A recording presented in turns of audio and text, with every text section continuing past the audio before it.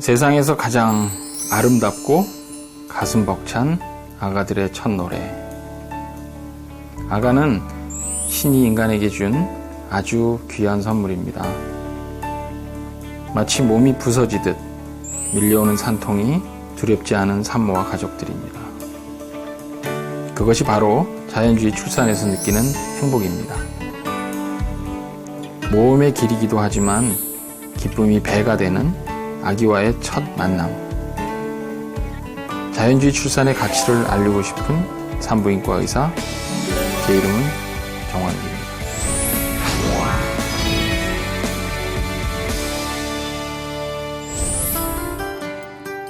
안녕하십니까, 닥터스의 조상규 변호사입니다. 세상에서 가장 위대한 사람이 어머니다 라는 말이 있는데요. 그런데 임신, 출산, 육아, 이 어머니가 되는 길이 말처럼 쉽지만은 않습니다. 그래서 오늘은 자연주의 출산으로 어머니가 되는 길에 새로운 지평을 열어주신 정환욱 원장님 만나보도록 하겠습니다. 반갑습니다, 원장님. 닥터스의 조상규 변호사입니다. 반갑습니다. 저는 메디플라워의 정환욱입니다.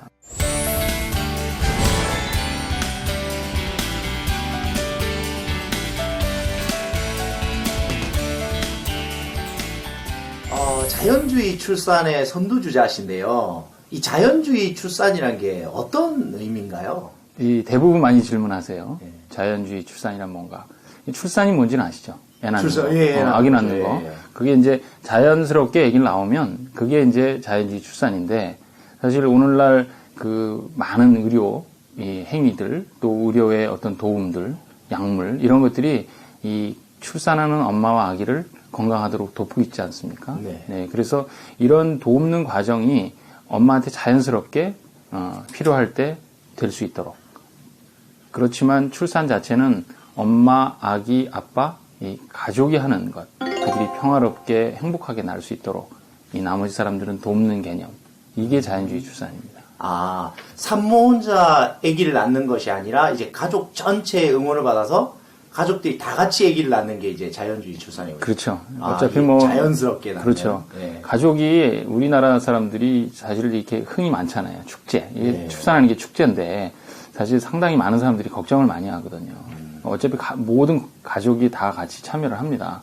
근데 여기서 자연주의 출산에서는 그 가족들의 어떤 지지를 받는데 특히 아빠가 엄마의 출산에 아주 적극적으로 임신 때부터 출산 후에 모유 수유 육아까지 참여할 수 있도록 돕는, 요 진통하는 순간에 또 아기 낳는 그 과정에 꼭 참여를 시키기 위해서 아빠를 훈련하고, 또 훈련이란 말이 좀 어색하지만 교육하고 요 과정을 같이 한번 하는 거죠.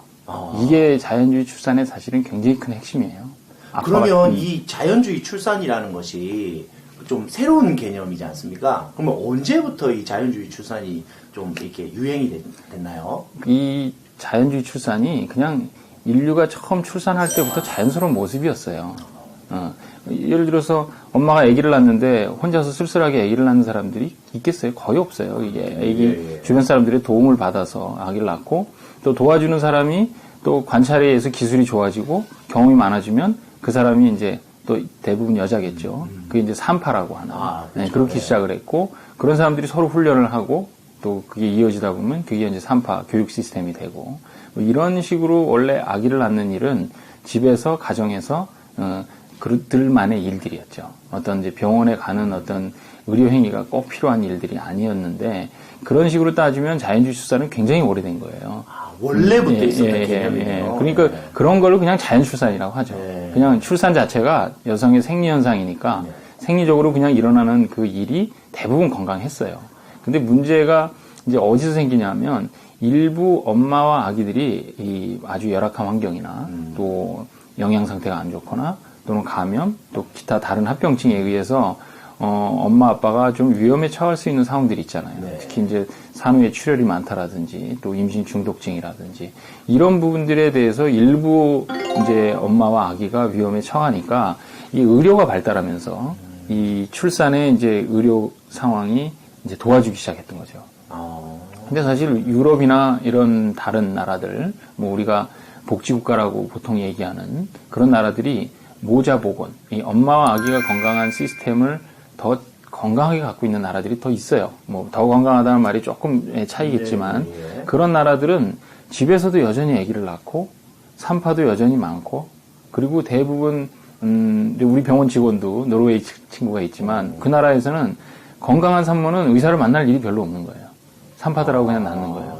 그러니까 이런 그 출산의 방법이 의학이 발달하면서 실제로 그런 산모와 엄마와 아빠 가족이 있는 상태에서 의료가 가서 도와주는 왕진하고 가정 출산하다가 문제가 있는 산모와 아기들을 병원으로 후송하는 이런 점진적인 시스템을 갖는 게 유럽 방식이라면 우리나라는 미국 방식은 일단 병원으로 가서 거기서 그 안에서 다 해결하고 집으로 다시 돌아가는 문제 있는 사람은 거기에 머물러 있는 이 시스템이 우리나라에 더 크죠 지금 현재. 그러니까 대부분 사람들이 이 병원분만 시스템을 알고 있기 때문에 저는 이제 우리 병원에 외국 사람들이 많다 보니까 그런 그들이 원하는 방식들, 그들의 문화의 방식들을 저희가 맞춰주다 보니까 그게 우리나라 사람들한테도 더 좋게 느껴져서 이게 그냥 자연주의 출산이 된 거예요. 그럼 그러니까, 원장님께서 네. 이런 자연주의 출산에 대해서 처음 이렇게 접하게 되신 계기라든지 아니면 나는 자연주의 출산을 확실히 이제 나의 어떤 전문 분야로 삼아야 되겠다라고 했던 어떤 계기가 있으신가요? 있었죠. 네. 그게 이제 2007년도에 11월 달에 그 뉴질랜드 한 여성이 그 여성이 저한테 가정 출산을 도와달라.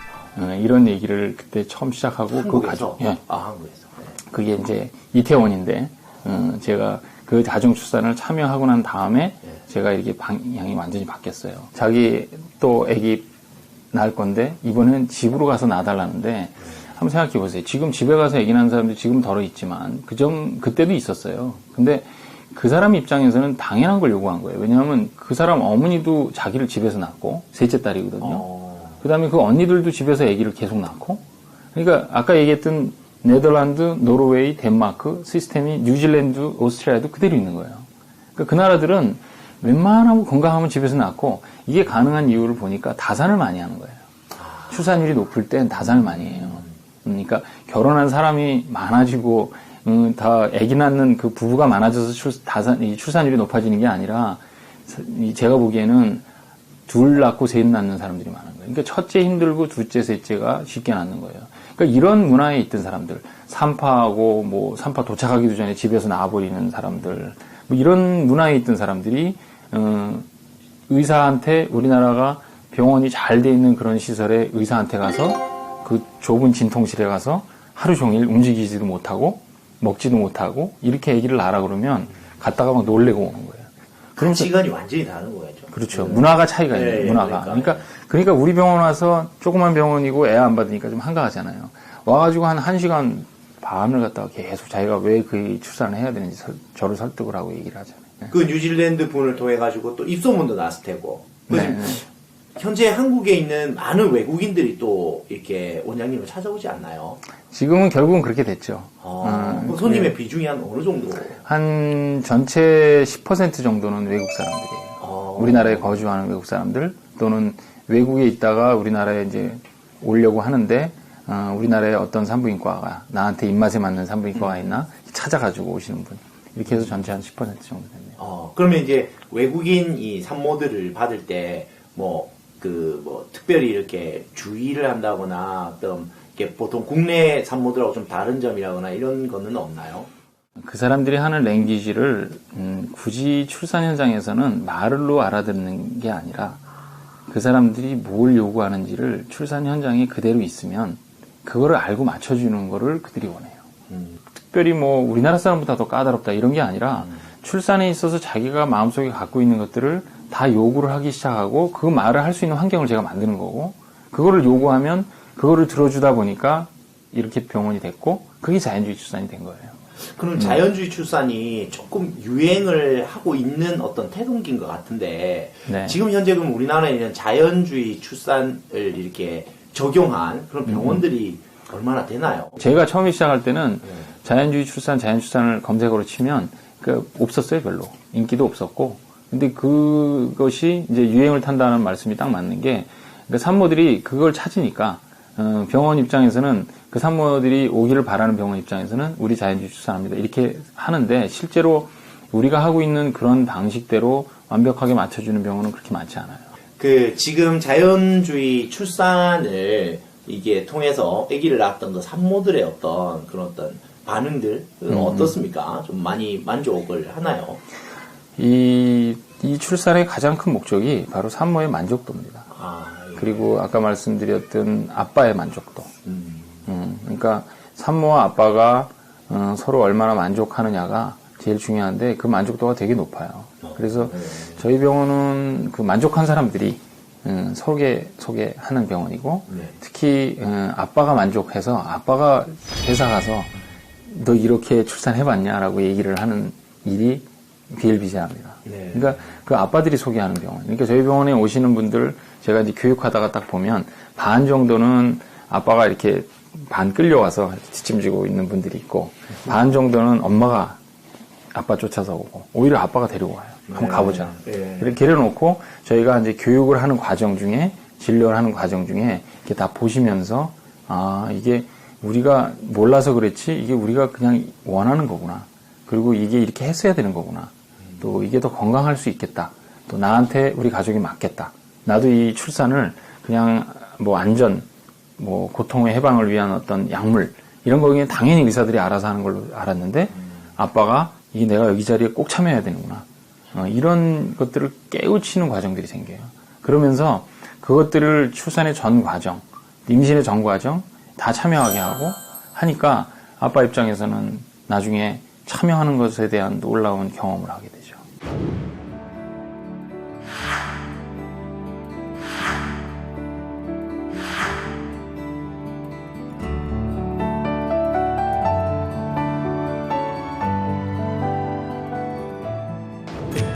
아이고, 안녕하세요. 안녕하세요.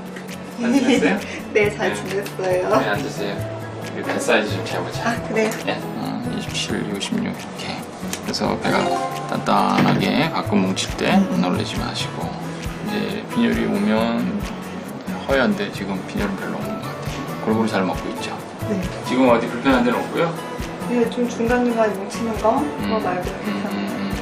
37주에 2.5kg 넘으면 설령 조산하더라도 애기 그건 자연적으로 나오는 거니까 37주부터 만삭이라고 그러거든요.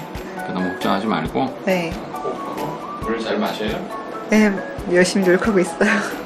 많이 마시려고. 식사도 잘 하시고. 네. 처음에 왔을 때 메디 전혀 모르는 상태에서 의사 선생님 만나보자. 내가 다른 데는 갈 데가 없고 나 일반 병원에서 못 낳겠고 이분이 과연 내가 생각한 거랑 똑같은 걸 치료해 주시는지 보자 이러고 왔는데 대화를 처음 원장님, 정 원장님이랑 나누는 순간 제가 생각했던 거 그대로 그리고 그 이상으로 알고 계신 거예요. 이미 미실오장 박사 책도 보셨고 제가 생각했던 그 출산을 시작하고 계신 거예요.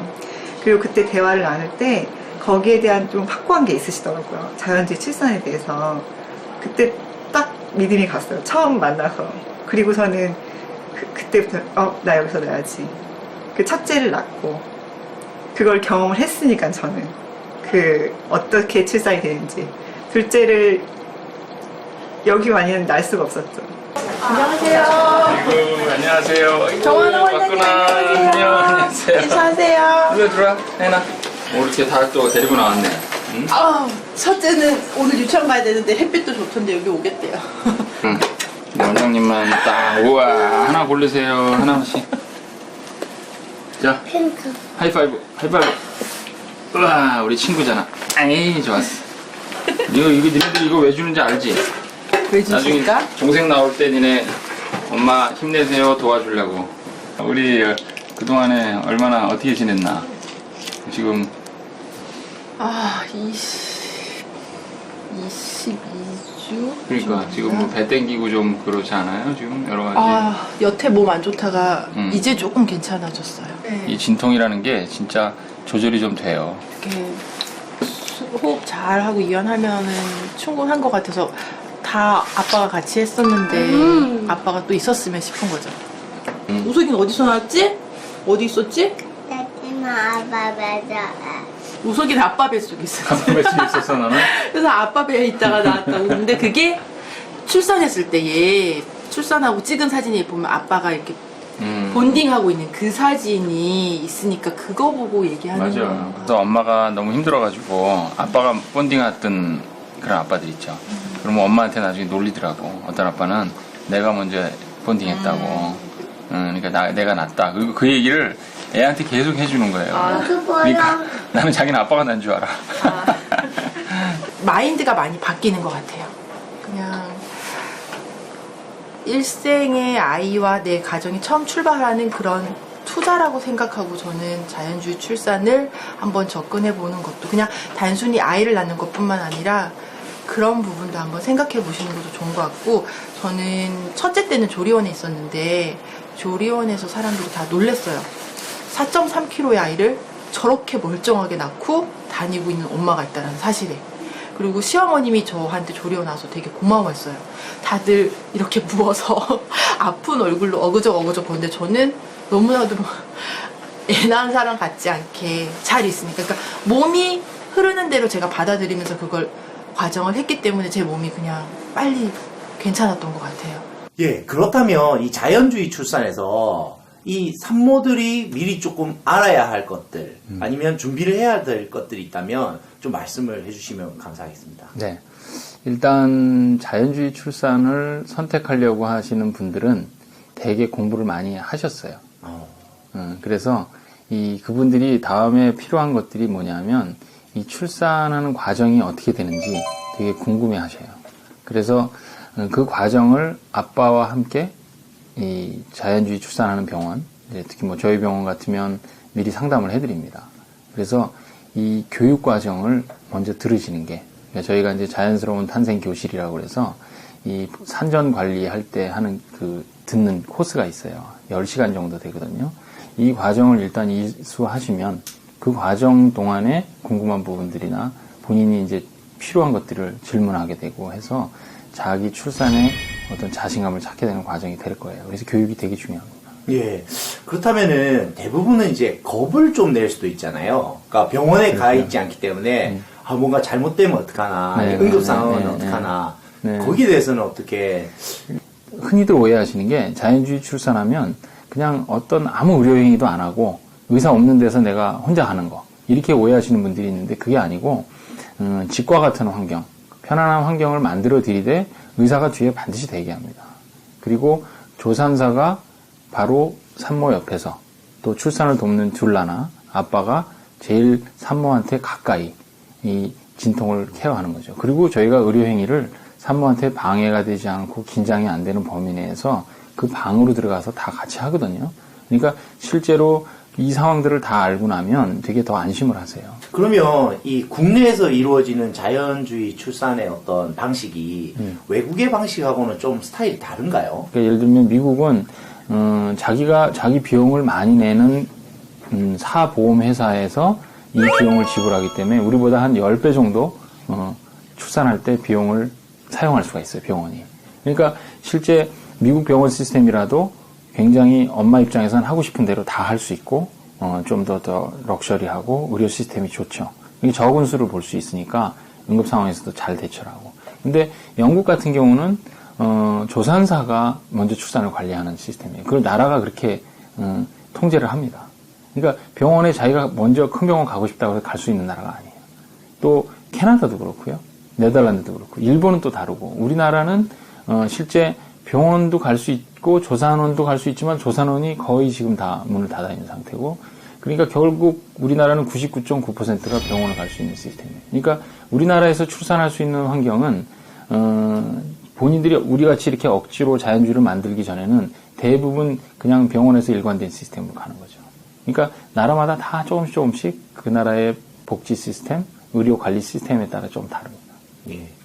그 원장님의 이야기를 듣다 보니까 이 산부인과 의사가 천직처럼 느껴지는데요. 특별히 산부인과 의사를 택하시게 된 계기가 있으신가요? 산부인과 의사를 뭐 이렇게 하다 보니까 택하게 됐는데요. 산부인과 의사라는 직업에 대해서 되게 좋게 생각했던 계기는 있어요. 저희 아버님은 고향이 황해도 연백이세요. 그래서 저희 이제 그 조상분들은 다 이북 쪽이시고, 그래서 이제 아버님만 일단 처음에 서울에서 이제 공부를, 그 당시에도 이제 서울이 공부를 많이 하니까, 그래서 오셨죠. 우리 아버님이 이렇게 건강한 체질이셨는데, 이 결핵이 걸리시는 바람에, 완전히 이제 뭐 결혼해서 가정 만들고 이런 일들이 다 아마 그냥 물거품이 된 것 같아요.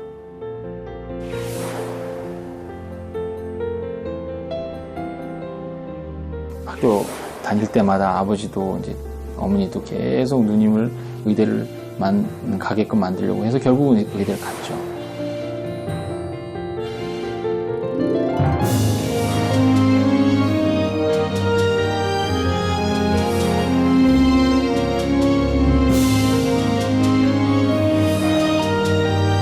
어느 날 저한테 얘기를 하시더라고요.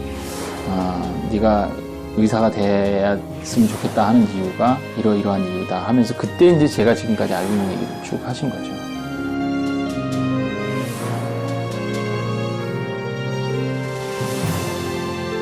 지금 이런 소중한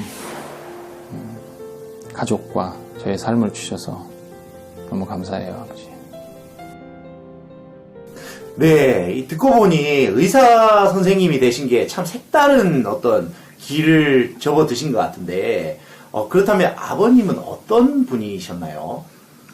우리 아버님은 의사를 굉장히 좋아하시고 존경하는 분이었어요. 의사라는 직업을. 왜 그랬냐면 많이 아프셨던 분이었거든요. 그래서 그 아버님 입장에서는 본인이 이 생을 살아가는데 몇 번의 죽을 고비를 넘겼을 때 살려주신 게 의사 선생님이었다. 이렇게 생각하셔서 제가 어렸을 때부터 저희 아버지는 그냥 너는 의사해라. 웬만하면. 또 우리 누나한테도 의사해라. 이렇게 얘기를 했죠. 그래서 그냥 제가 뭐 우리 학교 다닐 때 장래의 희망 적잖아요. 그럼 항상 과학자, 의사 이렇게 두 가지 있었어요. 그것도 공부를 잘해야 되는 건데 공부를 잘하셨나 봐요. 아버님이 워낙 이 공부를 워낙 잘해야만 성공한다. 이 교육열이 굉장히 강하셨어요. 왜 그러냐면 이북에서 내려오신 분이었기 때문에 성공하기 위해서는 공부해야 된다. 그래서 우리 아버님 지금 손에는 항상 그 영어 사전이 들려 있었고, 좀 저는 그때는 참 정말 싫었는데 지금 참 감사한 일이 제가 이제 공부할 때 밤에 한 1시, 2시까지 넘어서 공부할 때도 있거든요. 근데 우리 아버님이 뭐 하셨냐면 제가 책상에 이렇게 앉아있으면 뒤에 의자에 앉아가지고 성경책을 쫙. 그래서 제가 그 대학 입시 시험 볼 때 성경책을 한 3번 통독을 하셨어요. 이야기를 듣고 보니 아버님 정말 대단하신 분인 것 같습니다. 부전자전이 아닌가 싶거든요. 예. 그렇다면은 혹시 누님도 지금 의사가 되셨다고? 네, 예, 예, 의사가 되시죠. 그럼 전 가족들이 다 의사가 되시죠? 예, 뭐 친척들이 이제 저희들 두 남매를 보면 친척들이 우리 아버지 보고 맨날 하는 소리가 있어요. 개천에서 용났다고. 그 얘기들이 저희 집안에서도 많이들 듣는 얘기지만 사실 우리 누님이 더 공부를 잘했어요. 저는 뭐 누님 하는 것만 쫓아서 뭐 가서 했고. 형제라도 성격들이 다르잖아요. 네. 그러면 누님은 어떤 스타일의 의사인지 좀 말씀 좀 주시겠어요? 누나는 방사선과를 하셨거든요. 그러니까 사람을 대면하는 것보단 이렇게 진단하고 그러는 부분을 하면서 누나는 환자들을 돕는 게 아니라 주변 가족들을 챙기는 일들이 되게 잘하세요. 근데 저는 가족들을 챙기는 것보다는 저의 산모들, 환자들하고 더 많은 시간을 보내고. 그러니까 결론적으로 자기 자신과 가족을 돌보는 일들이 조금씩 차이가 있지만 뭔가를 하여튼 되게 열심히 하여튼 좀 하는 스타일들인 것 같아요. 둘이 다. 그러면 의사가 되시면서 그 아버님의 또 기대에 부응을 하셨는데요. 그럼 지금 현재 이제 산부인과 의사로서의 어떤 만족도는 어떠신지? 자기 직업을 만족하면서 살아야 행복하잖아요. 그 이유 때문에 내가 만족스러운 직업을 또 산부인과 의사가 되기를 되게 노력을 많이 했고, 그 와중에 정말 그 아까 얘기해드렸던 나탈리를 만난 것, 그 뉴질랜드 여성이 저한테 가정 출산을 요청한 것이 저한테는 굉장히 큰 어떤 결정적인 요인이 됐어요. 생각해보면 그전에는 그냥 의사로서 그냥 일만 한 거예요. 뭔가 뭐 남한테 해줘야 되느냐 이런 마음으로 의사의 어떤 본분을 다한다 이런 개념보다는 그냥 일만 한 거예요. 좋은 의사가 되고 훌륭한 의사가 되고. 근데 그런 과정에서 제일 힘들었던 게 뭐냐면 제가 남의 이야기를 잘 안 듣고 있구나. 근데 이게 출산을 다 그만두고 좀 여유 있는 의사가 되면서 그런 사람들이 나를 하나둘 찾아오면서 근데 어느 순간 제가 이 사람의 얘기를 듣고 있고 그거를 듣는 얘기를 도와주려고 하고 있고 실제 그것이 재미가 있고 도와줬을 때 그 사람들이 굉장히 기뻐하는 모습이 저한테는 굉장히 큰 보람을 주는 거예요. 힘들지만 엄마들이 여기 와서 저한테 도움을 받아서 왔지만 그들이 와서 아기를 낳고 자기들이 이런 얘기 저런 얘기 하면서 나는 이렇게 하고 싶어요 저렇게 하고 싶어요 하는 거를 내가 갖고 있는 의료기술로 다 서포트하면서 조산사 선생님들 우리 직원들 지금 여기 직원이 40명이 넘거든요. 그분들이 여기서 다 그런 마음으로 해요. 그러니까 이게 병원이 어떻게 보면 가족 같은 분위기가 됐고 적은 수를 하게 되니까 대화가 많은 병원이 되고 그야말로 소통이 일어나니까 이런 일들은 감동으로 그냥 이어지거든요. 물론 힘든 일도 있습니다만 그런 감동으로 이어지는 일이 자기 직업에서 있다는 것은 굉장히 큰 정말 복이거든요. 그것 때문에 뭐 사실 되게 힘들지만 그만둘 수가 없어요. 원장님 이야기를 듣다 보니까 네. 진짜 이 메디플라워 산부인과를 한번 둘러보고 싶다는 생각이 드는데요. 뭐 안내 좀 부탁드려도 되겠습니까? 그러시죠. 꼭 예. 보여드리겠습니다. 네, 감사합니다. 여기 오시면 네. 이런 기운 딱 미인들이 있어서 데스크에서 이제 네. 접수하시고 이제 자연주의 출산하러 왔다 그러면 쭉 한번 1차적으로 저를 만나기 전에 여기서 상담을 하죠. 여기 이제 외국인들이 오면 네. 저쪽 유닛에서 따로 좀 더 먼저 얘기를 많이 하게 되죠. 네, 이제 이런 방이 저희가 방마다 다 초음파와 저기에는 프로젝터로 이렇게 네. 하게 만들었고 이렇게 각각의 방에 의사들이 옮겨 다니는 시스템이에요. 이게 자연주의 출산 연구소가 있네요. 이 연구할 게 많거든요. 네, 공부하고 연구하시는 모습이 한눈에 들어옵니다. 네, 여기는 어디냐면 정밀 초음파실. 네. 그래서 이제 일로 들어오시면 네.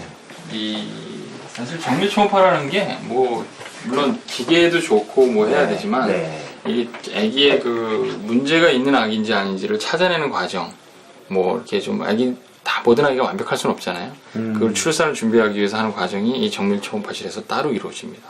모든 시스템이 저 옆에 보시면 이제 아빠가 앉아서 이 화면에 같이 보면서 그러니까 단지 이게 뭐 문제를 찾는 그런 개념뿐만이 아니라 즐기는 그런 개념이죠. 방들이 특징이 네. 조금 이제 내 집처럼 약간 편안한 그런 이제 맞아요, 분위기로 맞아요. 네. 그렇게 구성이 되어 있네요. 좀 병원 하면은 좀 딱딱하고 막 네. 차갑고 무서운 느낌이 드는데 여기는 뭐 제 방 같은 네. 그런 느낌이 많이 드네요. 내 집과 같은 예. 편안한 환경. 이거 제가 딱 의도했던 건데 그렇게 예. 알아주셔서 감사합니다. 인테리어에 예민합니다. 그럼 여기 계시는 분들은 다 여기서 이제 출산하시는 건가요? 그거 원하시는 분들에 한해서 아니면 그냥 침대에서 하시는 분도 있고 네, 수중으로 하시는 수중하시는 분도 분들. 있고. 예. 이러고 남편 뒤에서 이렇게 호흡을 하고 쉬다가 진통 온다 그러면 이걸 잡는 다시 거죠. 잡고 힘주로 다시 또 스쿼트 하는 거. 이렇게까지 할 필요는 없지만 가끔 이런 경우 단단해야 되겠네요. 한번 당겨보세요. 이렇게 해서. 이거 제가 하면 단숨에 나오겠는데 이게? 아니에요. 이게 애기가 힘써서 낳는 게 아니고 그래요? 버텨주는 거. 이렇게 해서 한 200번 진통을 해야 돼. 어휴.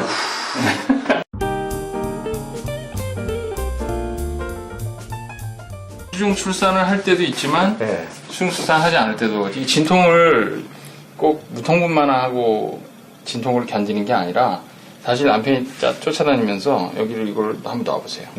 진통하는 산모가 이렇게 매달리고 움직이는 게 진행이 잘 되거든요. 뭐 이런 방법이 다 사용할 수 있는 게 다 있어요. 제가 진짜로 프로페셔널하게. 예. 아이고 잘하시네. 호흡도 잘하시고 예. 코를 들여 마시고 내쉬고. 이 진통 2분만 가면 예. 진통 가는 거예요. 예. 쉬워요. 아이고. 예. 이게 보통 일이 아니네요. 그렇죠. 예. 앉아보세요.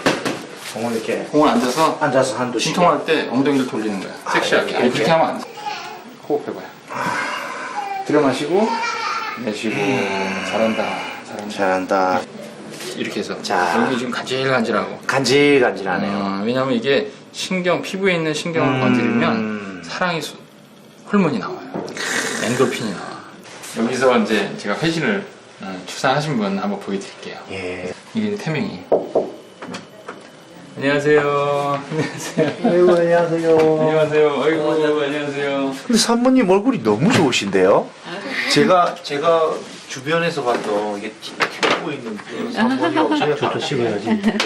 정 원장님 쓰신 책을 어떻게 보게 됐는데 보고서 그럼 가서 한번 상담을 좀 해볼까 하고 와서 상담을 했더니 이제 기형 검사하는 것도 막 이렇게 강요하지 않으시고 또 부위백이지만 좀 그렇게까지 위험하지 않다. 위험하긴 하지만 그래도 해볼 수 있다라고 긍정적으로 말씀해 주셔서 이렇게 병원으로 옮기게 됐어요. 아이고, 정말 축하드립니다. 책줄도 형이 다 짜는. 이야. 저희는 병원 선택했던 이유 중에 하나가 가족끼리 함께 가족을 맞이할 수 있는 게 좋을 것 같아서. 아주 큰아들 든든하네요. 어떠셨어요? 보시면. 아유, 너무 감사합니다. 진짜 이 출산에 완전히 새로운 어떤 시각을 눈을 떴어요. 네. 그래서 공부하시라고 이게 정말 이게 이 비싼 책을 비싸지는 예. 않아요. 예. 그런데 이게 제가 처음 드리는 거예요. 이 책 나오고. 그러니까 오늘 선물로 드릴게요. 저한테 진짜 필요한 책인데 네. 너무 감사합니다. 지금의 원장님이 있기까지 이런 자연주의 출산을 꾸준히 고수해 오시면서 힘드신 점이 많으셨을 것 같은데요. 저는 이 시스템이 옛날보다 훨씬 더 건강한 그런 데이터를 갖고 있지만 그 과정 중에 분명히 안 좋은 경험과 또 이거 기대했던 거에 못 미치는 그런 결과가 나오는 부부들이 있거든요, 아이가. 그런 거 있을 때는 정말 힘들죠. 그러니까 과거에는 그냥 원래 그런 거예요. 그리고 넘어갔는데. 예를 들어서 제왕절개를 하고 싶지 않아서 왔던 사람이 결국 제왕절개를 하게 될 때 그들이 옆에서 겪는 그런 어떤 좀 실패한 것 같은 마음, 자괴감, 내가 이러려고 여기 왔나? 이런 거 마음이 순간적으로 힘들 때 들잖아요. 그런 걸 옆에서 볼 때가 사실 제일 힘들어요. 그러니까 100% 다 완벽하고 건강한 출산, 행복한 출산을 지켜주고 싶은 그런 어떤 요구들이 자꾸 안에서 있는데 그게 불가능하잖아요, 사실은. 그것들을 모두 다 내 마음 안에서 이제 다 판단하고 다시 하고 하는 과정이 좀 외로웠던 것 같아요. 그러면 그 어려운 과정들을 다 겪으시면서 이번에 3천회 출산이라는 대기록을 이루셨는데 3천이라는 숫자가 중요한 것보다는 내가 과거에 이 출산이 이랬으면 좋겠습니다. 가족이 이래야죠. 아빠가 이런 걸 지켜줘야죠. 여러분들이 지금 모유수유는 왜 해야 됩니다. 이런 얘기들을 했을 때 그 얘기들이 그냥 나만 이렇게 애쓰고 한 얘기인 줄 알았는데 이제는 엄마 아빠들이 그 얘기를 하는 거예요. 카페나 이런 데서 다른 사람들한테. 그러니까 그런 얘기 들으면 저거 내가 한 얘기인데 그걸 똑같이 하는 거 보고 야 정말 그때 이제 좀 기쁘기도 하지만 정말 조심해야 되겠다. 말 함부로 그래서 근거 없는 얘기들 이런 것들 어쨌든 그런 여러 가지 배움이 이 안에서 있으면서 이게 이제 같이 돌아가는 커뮤니티로 됐다는 게 그게 가장 큰 의미가 됩니다. 그 자연주의 출산에서 부부가 함께 준비해야 되는 것들이 있나요? 네. 처음에 아기도 같이 만들었잖아요. 예. 그러니까 예. 산부인과 갈 때 당연히 같이 가야죠. 저희는 아빠가 정말 바빠서 못 오시더라도 월차를 내서라도 꼭 출산 때 중요한 순간에 1분기, 2분기, 3분기 때 꼭 오게 하고요. 그러니까 외래에 와서 자리 딱 이렇게 앉으실 때 아빠가 뒤에 이렇게 앉으시면 제가 이게 아빠 자리라고 얘기합니다. 여기 와서 이게 아빠의 출산이기도 합니다. 그러니까 보호자 남편이 해야 될 일들은 교육하고 또 둘이서 교육받고 그래서 계속 10달 동안에 우리의 출산이 어떻게 되어야 될지를 상의하는 일. 그래서 실제로 출산 동반자 책도 있어요. 저희가 이제 교재로 사용하는 건데 그 책을 아빠가 읽고 공부를 합니다. 그래서 아빠로서 어떤 점을 도와줘야 될지 우리하고 어떤 대화를 해야 될지 출산을 공부하고 배우게 되죠. 자연주의 출산을 할 수 있는 산모와 못하는 산모가 이렇게 따로 나눠져 있나요? 이 자연주의 출산은 이 병원과 우리 이런 의료인들이 이런 거를 산모들이 이런 방식을 할 수 있게끔만 지지하고 제공만 하면 다 자연주의 출산을 할 수 있어요. 근데 이제 너무 이런 방식을 원하는 대로 한다고 해도 사실은 본인이 아무리 원해도 지금 의료인이 보기에 이게 문제가 있는 출산들 있잖아요. 뭐 임신 중독이 생겨가지고 혈압이 계속 올라가서 빨리 출산을 종결시키지 않으면 안 되는 그런 산모들. 그러니까 유도분만을 꼭 해야 되는 산모, 뭐 아니면 제왕절개를 지금 응급으로 할 정도로 산모나 아기가 상태가 급한 경우, 뭐 이런 경우들 나오잖아요. 그런 경우가 나오는 경우는 대부분 그 임신 전 관리, 산전 관리 동안에 하는 검사에 의해서 되게 찾아집니다. 그때 고위험군이라는 이제 타이틀을 받게 되죠. 뭐 많은 분들이 이제 노사님은 다 고위험군이라고 생각하시는데 그거는 다른 의미의 고위험군이고 진통 지금 이 산모가 이 진통을 겪기에 위험한 상태에 있는 사람들이라는 건 걸러지면 그 사람들을 제외하고는 다 자연주의 출산할 수 있다 이렇게 생각하시면 될 것 같아요. 그 만약에 자연주의 출산을 선택한 부부가 있다면 그 출산하는 날까지 솔직히 체력도 좋아야 되고 하니까 뭐 운동을 많이 한다든지 아니면 뭐 좀 몸에 좋은 음식을 먹는다든지 이렇게 네네. 사전에 네네. 이제 몸을 좀 관리해야 되는 뭐 그런 것들이 있나요? 그 있죠. 음식 식단 조사하고 호흡 이완 연습시키고 운동 뭐 하는지 코칭해 주는 게 상당히 큰일이에요. 많은 분들이 체중이 적게 늘면 애기 잘 낳는다고 생각하는데 체중이 적게 늘도록 하는 식생활 습관, 운동하는 습관이 되게 중요해요. 그러니까 오늘날 우리가 출산을 스스로 잘 못하는 상당히 많은 이유 중에 하나도 이 생활 습관 때문이에요. 좋은 걸 더 먹고 뭘 해서 더 좋은 걸 먹어야 아기를 잘 낳는 게 아니고 사실은 요즘 이 세대에는 나쁜 거 먹지 말아야 되는 거. 그래서 이 식단을 철저히 관리하는 것 중에 하나가 그 영양가는 떨어지는데 칼로리만 높은 음식들, 편식들, 그러니까 정제된 것들, 가공한 식품들, 그 다음에 인스턴트들 이런 류를 굉장히 주의하면 사실은 임신 때 체중 조절에서부터 체력 관리가 잘 돼요. 그러면 좋은 음식, 나쁜 음식 이렇게 좀 구체적으로 좀 나눠서 네. 이렇게 말씀해 주실 수 있나요? 그러니까 인스턴트가 패스트푸드라고 하잖아요. 그렇죠, 예. 그게 나쁜 음식인 이유 중에 하나는 정제당이 많아요. 그러니까 정제당 이거는 이제 영양학적으로 다 검증된 얘기들인데 우리 신진대사를 좋게 하려면 칼로리도 필요하지만 그 필수 영양소 40에서 100여 가지가 우리 몸에 들어와야 되거든요. 그걸 음식으로 통해서 들어올 때 가장 우리가 이상적으로 우리 몸이 대사가 좋아져요. 그 임신 자체가 병약한 몸이 아니에요. 사실 임신 10달 동안에 적어도 5kg에서 15kg, 심지어는 20kg까지 늘 수 있어요. 근데 그것이 수분과 혈액이 느는 거예요. 그러니까 제가 하는 얘기가 뭐냐면 체격은 당연히 좋아지는데 체력이 같이 좋아져야 돼요. 근데 체격은 좋아지는데 신진대사가 떨어져서 체력이 떨어져요. 호흡도 안 되고. 그런 것은 먹거리를 아주 골고루 집밥, 삼시세끼 잘 먹어가면서 골고루 먹는 게 제일 중요한 거고요. 그 다음에 자연 음식을 가공을 드려야 되는 거예요. 근데 우리가 정제당이라고 얘기하면 다 정제한 거죠. 껍질 벗겨낸 밀, 껍질 벗겨낸 쌀, 그 다음에 원당에서 분리해낸 설탕, 당류. 그게 일단 제일 우리 식단에 워낙 탄수화물이 많은 동양 식단에 굉장히 많은 비중을 차지해요. 간식들. 그 다음에 두 번째는 나쁜 기름. 우리가 당분하고 기름하고 단백질 세 가지가 칼로리의 우리가 소스거든요. 근데 나쁜 기름이 뭐냐면 열을 가한 기름. 과자류에 들어가 있는 이렇게 바삭하게 만드는 팜유 같은 거. 튀긴 거. 또 그리고 이 좀 기름 종류 중에는 포화지방과 불포화지방이라고 그러죠. 포화지방은 동물성 지방. 그러니까 지나친 동물성 지방의 과다. 그리고 불포화지방이 이게 밸런스가 맞아야 되거든요. 근데 불포화지방을 먹으려면 생선류나 또 견과류나 올리브유나 좋은 식물성 기름들 이런 걸 먹어야 되는데 저가형 식물성 기름들과 포화지방의 섭취, 튀김기름의 섭취가 우리가 너무 많은 거예요. 그러니까 이런 어떤 지방의 편식과 당류의 편식이 우리 몸을 계속 먹었는데 이게 버릴 데가 없잖아요. 그러니까 지방으로 버리는 건데 문제는 애기는 능동적으로 흡수를 하거든요. 그러니까 애기한테 많이 가는 거예요. 이게 결국은 음식 먹거리를 조절하지 않으면 근데 산모가 조절 못하게 돼 있어요. 아시겠지만 입덧 끝나고 나면 한 14개월 때부터는 그냥 막 먹혀요.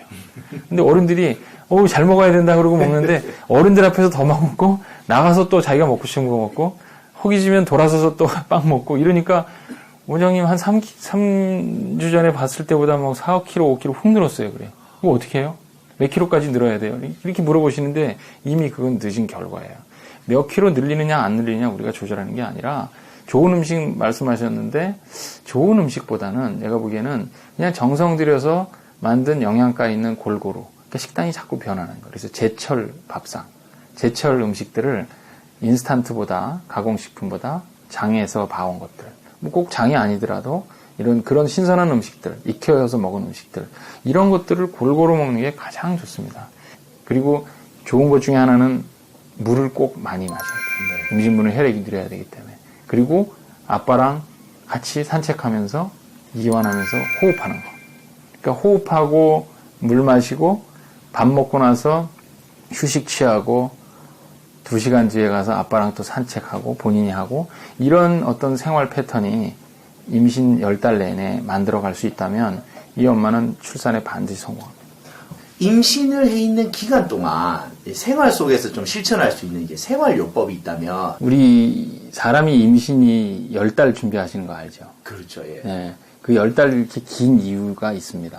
제가 이걸 하면서 터득한 건데 이 10달도 사실은 어떨 때는 좀 짧다고 생각하는 것이 그동안에 해왔던 생활 습관이 이 임신에 아이한테 그다음 아이가 태어난 이후에 만약에 영향을 준다면 이거를 바꿀 수 있는 시간이에요.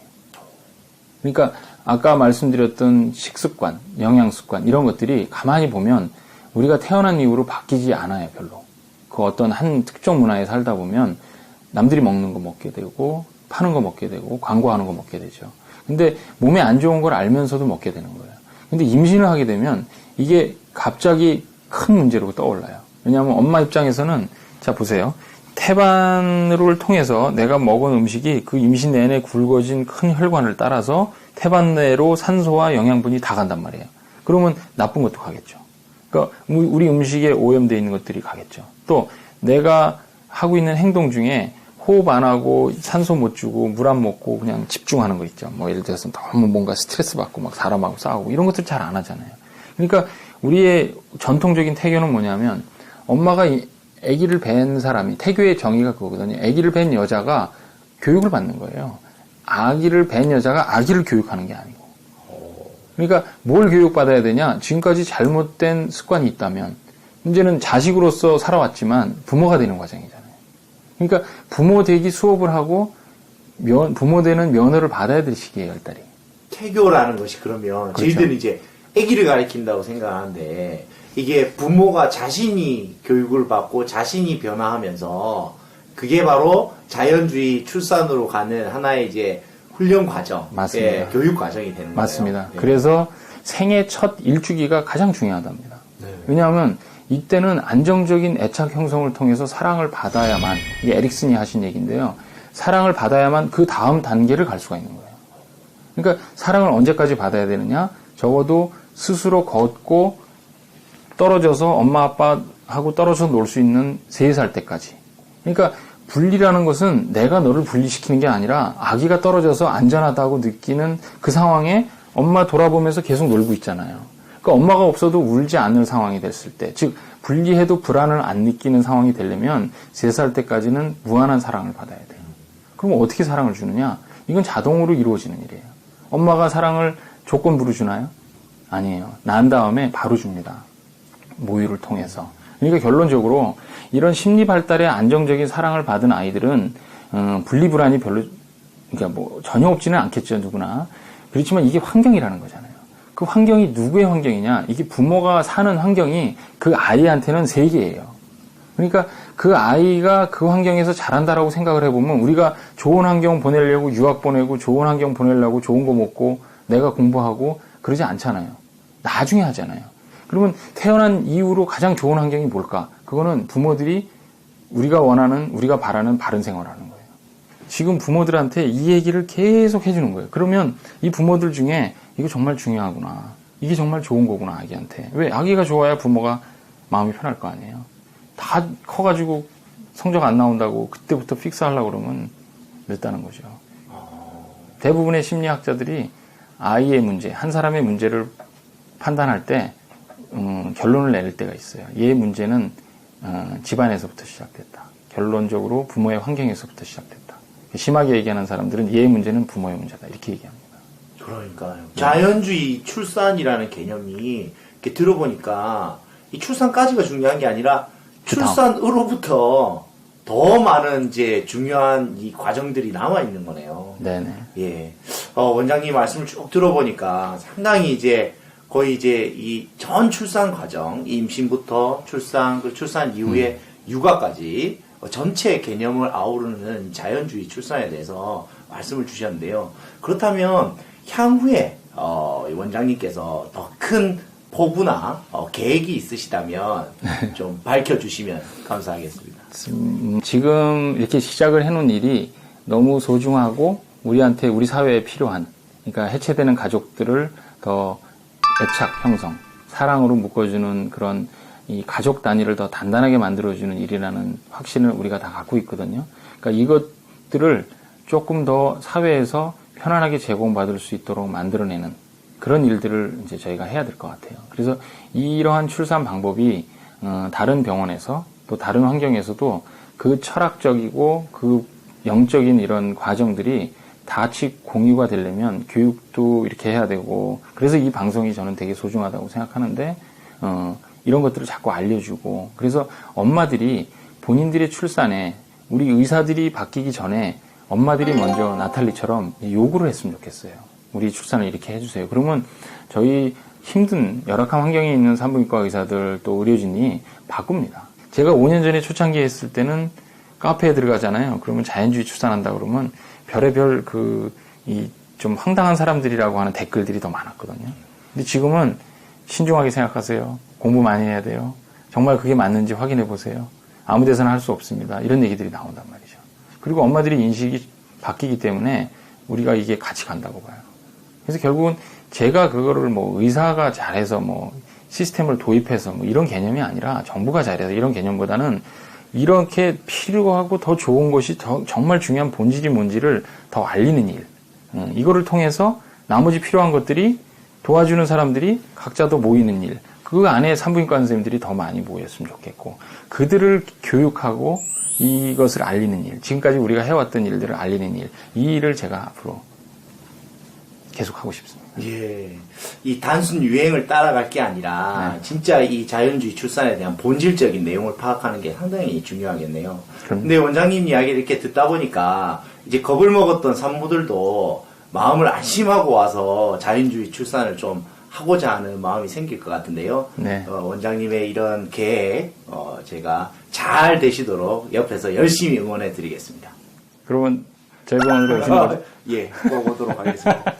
좋습니다. 성공. 오늘 미션 성공. 예, 감사합니다. 감사합니다. 네, 지금까지 자연주의 출산의 선두주자 정환욱 원장님을 모시고 자연주의 출산에 대해서 말씀 들어봤습니다. 자연주의 출산이란 가족들이 다 같이 하나가 돼서 사랑을 나누는 계기가 되는 좋은 기회가 아닐까 생각합니다.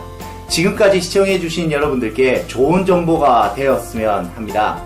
다음 이 시간에는 또 다른 선생님을 모시고 여러분들 찾아뵙도록 하겠습니다. 감사합니다. 감사합니다.